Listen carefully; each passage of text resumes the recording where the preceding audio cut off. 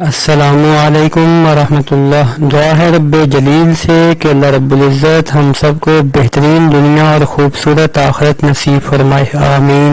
والمرسلین اللہم صلی علی محمد فی اول کلامنا، اللہم صلی علی محمد فی اوسط کلامنا، اللہم صلی علی محمد فی آخر کلامنا۔ حضرت سلیم بن عامر رضی اللہ تعالیٰ عنہ کہتے ہیں کہ نبی پاک صلی اللہ علیہ وسلم کے صحابہ کرتے تھے کہ اللہ تعالیٰ ہمیں دیہاتی لوگوں کے سوالات سے بڑا نفع پہنچاتے ہیں۔ ایک دن ایک دیہاتی آیا اور اس نے کہا، یا رسول اللہ تعالیٰ نے جنت میں ایک ایسے درخت کا ذکر کیا ہے جس سے انسان کو تکلیف ہوتی ہے۔ حضور صلی اللہ علیہ وسلم نے پوچھا، وہ کون سا درخت ہے؟ اس نے کہا، بیری کا درخت، کیونکہ اس میں تکلیف دہ کانٹے ہوتے ہیں۔ آپ صلی اللہ علیہ وسلم نے فرمایا، کیا اللہ تعالیٰ نے یہ نہیں فرمایا وہاں ان باغوں میں ہوں گے جہاں بے خار بیریاں ہوں گی، یعنی بغیر کانٹوں کے بیریاں ہوں گی۔ اللہ تعالیٰ نے اس کے کانٹے دور کر دیے ہیں اور ہر کانٹے کی جگہ پھل لگا دیا ہے، اور اس درخت میں ایسے پھل لگیں گے کہ ہر پھل میں 72 قسم کے ذائقے ہوں گے اور ہر ذائقہ دوسرے سے مختلف ہوگا۔ حضرت عتبہ بن عبد سلیمی رضی اللہ تعالیٰ عنہ فرماتے ہیں کہ میں نبی پاک صلی اللہ علیہ وسلم کے پاس بیٹھا ہوا تھا کہ اتنے میں ایک دیہاتی آدمی آیا۔ اس نے کہا، یا رسول اللہ، میں نے آپ سے جنت میں ایک ایسے درخت کا ذکر سنا ہے کہ میرے خیال میں اس سے زیادہ کانٹے والا درخت کوئی اور نہیں ہوگا، یعنی ببول کا درخت۔ حضور صلی اللہ علیہ وسلم نے فرمایا، اللہ تعالیٰ نے اس کے ہر کانٹے کی جگہ بھرے ہوئے گوشت والے بکرے کے خصیے کے برابر پھل لگا دیں گے، اور اس پھل میں 70 قسم کے ذائقے ہوں گے، ہر ذائقہ دوسرے سے مختلف ہوگا۔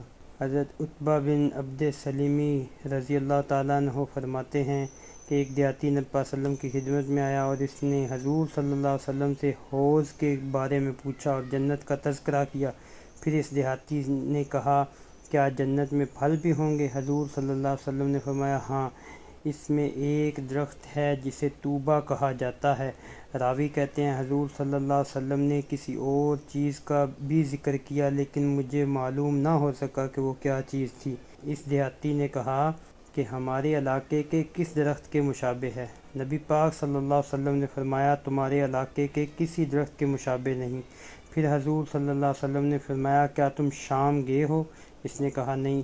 حضور صلی اللہ علیہ وسلم نے فرمایا، وہ شام کے ایک درخت کے مشابہ ہے جس کو اخروٹ کہا جاتا ہے، ایک تنے پر اگتا ہے اور اس کے اوپر والی شاخ پھیلی ہوئی ہوتی ہے۔ پھر اس دیہاتی نے کہا، گچھا کتنا بڑا ہوگا؟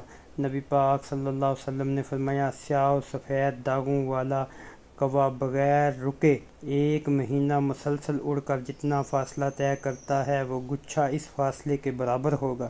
پھر اس دیہاتی نے کہا، اس درخت کی جڑ کتنی موٹی ہوگی؟ آپ صلی اللہ علیہ وسلم نے فرمایا، تمہارے گھر والوں کے اونٹوں میں ایک جوان اونٹ چلنا شروع کرے اور چلتے چلتے بوڑھا ہو جائے، اور بوڑھا ہونے کی وجہ سے اس کی ہنسلی کی ہڈی ٹوٹ جائے، پھر بھی وہ اس کی جڑ کا ایک چکر نہیں لگا سکے گا۔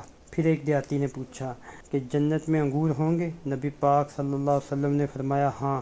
اس نے پوچھا، انگور کا دانہ کتنا بڑا ہوگا؟ نبی پاک صلی اللہ علیہ وسلم نے فرمایا، کیا تیرے باپ نے کبھی اپنی بکریوں میں سے ایک بڑا بکرا ذبح کیا ہے؟ اس نے کہا، جی ہاں، کیا ہے۔ نبی پاک صلی اللہ علیہ وسلم نے فرمایا، پھر اس نے اس کی کھال اتار کر تیری ماں کو دی ہو اور اس سے کہا ہو کہ اس کھال کا ہمارے لیے ڈول بنا دے؟ اس دیہاتی نے کہا، جی ہاں۔ نبی پاک صلی اللہ علیہ وسلم نے فرمایا، وہ دانہ اس ڈول کے برابر ہوگا۔ پھر اس دیہاتی نے کہا، جب دانہ ڈول کے برابر ہوگا تو پھر ایک ہی دانے سے میرا اور میرے گھر والوں کا پیٹ بھر جائے گا؟ نبی پاک صلی اللہ علیہ وسلم نے فرمایا، ہاں، بلکہ تیرے سارے خاندان کا پیٹ بھر جائے گا۔ حضرت ابو ہریرہ رضی اللہ تعالیٰ عنہ فرماتے ہیں، ایک دیہاتی نے آ کر نبی پاک صلی اللہ علیہ وسلم کی خدمت میں عرض کیا، یا رسول اللہ، قیامت کے دن مخلوق کا حساب کون لے گا؟ نبی پاک صلی اللہ علیہ وسلم نے فرمایا، اللہ تعالیٰ۔ اس دیہاتی نے کہا، رب کعبہ کی قسم، پھر تو ہم نجات پا جائیں گے۔ نبی پاک صلی اللہ علیہ وسلم نے فرمایا، دیہاتی کیسے؟